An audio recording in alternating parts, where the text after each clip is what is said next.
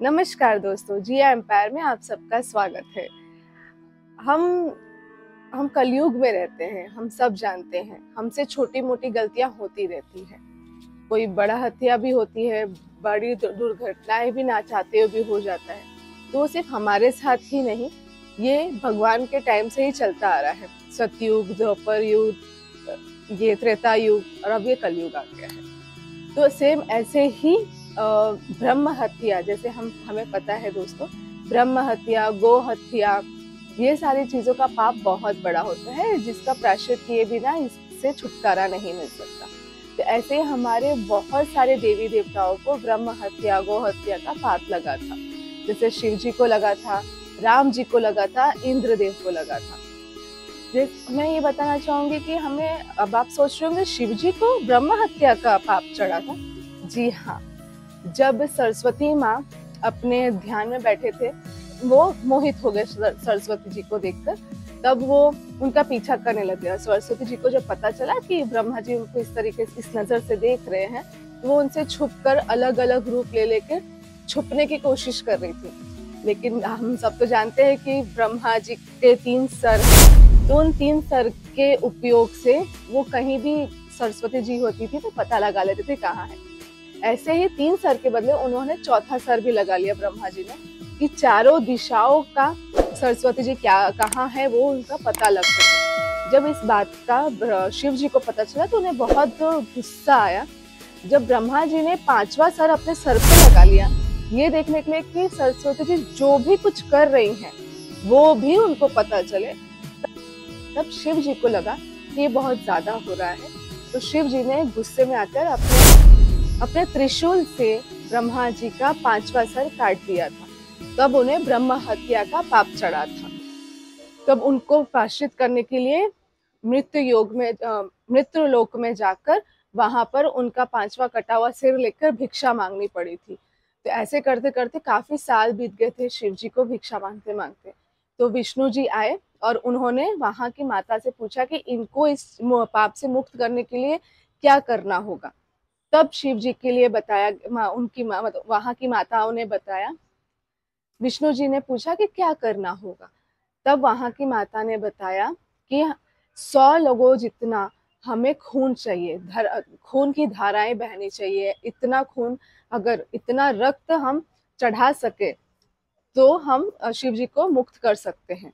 विष्णु जी ने कहा इतना सारा रक्त बहाना अभी तो पॉसिबल है, होगा नहीं, लेकिन मैं आपको ये श्योर बताता हूँ कि द्रौपद युग में यहाँ पर बहुत धर्म को लेकर लड़ाई होगी और उस टाइम पे धर्म की जीत होगी। उस जीत के दौरान, उस लड़ाई के दौरान जितने भी लोगों का मृत्यु होगा वो रक्त बहेगा ही बहेगा, और उस रक्त की धाराओं से शिव जी का ये पाप धुल जाएगा। तो इस बात को सुनकर माता ने विश्वास किया विष्णु जी की बात पर, और शिव जी को ब्रह्म हत्या के पाप से मुक्त किया था। इसलिए द्रौपद युग में जब पांडवों और कौरव के बीच में लड़ाई हुई थी धर्म को लेकर, तब पांडव लोग जीते थे। तब कृष्ण जी विष्णु जी का ही अवतार है, तो विष्णु जी कृष्ण जी के रूप में आकर ये महाभारत रचा था, और रक्त का धाराएं बही थी और वो पूरा धरती रक्त से धुल चुकी थी। इसलिए उस दौरान शिव जी का पाप मुक्त हुआ था। उसी तरीके से हम सब जानते हैं दशहरा मनाते हैं दोस्तों। मेरा दशहरा के ऊपर वीडियो भी आया था, अगर आपने नहीं देखा होगा तो प्लीज आप जाकर देख सकते हैं, मैं डिस्क्रिप्शन बॉक्स में लिंक शेयर कर दूंगी। दशहरा तो बन गया, बुराई पे सच्चाई की जीत भी हो गई, लेकिन क्या किसी ने ये सोचा है कि रावण तो एक बहुत बुद्धिमानी ब्राह्मण, उसको चित्र का नॉलेज था, उन्हें गायकी का नॉलेज था, उनको राइटिंग का नॉलेज था, वो बहुत बुद्धिमानी शक्तिशाली एक ब्राह्मण थे। अब ब्राह्मण का हत्या करना मतलब ब्रह्म हत्या तो होगा ही। तो ब्रह्म हत्या का प्रायश्चित करने के लिए राम जी ने सोचा कि अब मुझे इसका पाप का धुलना पड़ेगा। तब लक्ष्मण जी ने बोला कि राम जी, आप, राम भैया, आप रावण का क्यों ब्रह्म हत्या का प्रायश्चित करना चाहते हैं? वो तो उन्हें ब्रह्म हत्या का दोष लग गया था। उस पाप से बचने के लिए तब राम जी ने ब्रह्म हत्या से मुक्ति पाने के लिए, पाप को धुलने के लिए, उत्तर प्रदेश की राजधानी से 150 किलोमीटर दूर पे हत्याहरण तीर्थ का एक बहुत बड़ा सरोवर है, वहां पर लोग जाकर अपने पाप को धोते हैं। वहीं पर श्री राम जी ने भी जाकर स्नान करके अपने सारे पाप धोए थे। वहां पे उन्होंने शिव जी की आराधना भी की थी, क्योंकि वहां वो शिव जी के भक्त थे। और शिव जी के भक्त तो सिर्फ राम जी नहीं, खुद साक्षात बहुत बड़े भक्त रावण भी थे, और ये भली भांति राम जी जानते थे। तो वहां पर जाकर शिव जी की आराधना करने से पहले उस तट पर जाकर उन्होंने स्नान किया, अपने पाप को धोए, और उसके बाद शिव जी की आराधना की। यहाँ पर सब लोग अपने पाप को धोते हैं, और वहाँ पे बहुत ही लोग अपनी मान्यताओं लेकर वहाँ पे अपना पाप धोने जाते हैं। ये सरोवर का निर्माण कैसे हुआ था दोस्तों? जब शिव जी अपना ध्यान करने के लिए एक बहुत ही शांत विशाल जंगल ढूंढ रहे थे, तब साथ में माता पार्वती भी थी। उनको विशाल जंगल तो मिल गया, बट वहां पे कहीं पानी नहीं था। जब माता पार्वती को प्यास लगा, तब उन्होंने यहाँ वहां देखा तो कुछ पानी का कहीं भी अता पता नहीं था। शिव जी तो ध्यान में थे, तो उन्होंने भगवान विष्णु को कहा कि मुझे प्यास लगी है, आप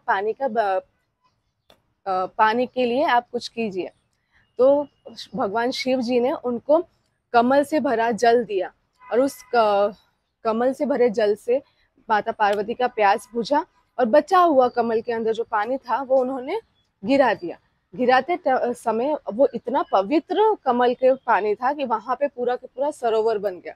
जब शिव जी ध्यान से उठे, तो वहां पर उन्होंने आशीर्वाद दिया कि ये स्थान इस तट पर जाकर ये पाप मुक्त तट कहलाएगा। तो इसी तरीके से दोस्तों, सिर्फ हम लोग नहीं, भगवान भी ब्रह्म हत्या, गो हत्या का पाप का प्रायश्चित करने की भागीदारी बने हैं। तो हम क्या है, हम भी कोशिश करेंगे कि हम हमारे हाथों से कोई भी गलत काम ना हो दोस्तों, और हम भी भगवान की राह पर ही चलेंगे। अगर आपको ये वीडियो अच्छा लगा हो तो लाइक, शेयर एंड सब्सक्राइब कीजिएगा। और आपको और भी ऐसी वीडियोस जानने के लिए तो कमेंट बॉक्स में आप मुझे सजेशंस दे सकते हैं दोस्तों। धन्यवाद। अपना ख्याल रखिएगा। हैप्पी दिवाली।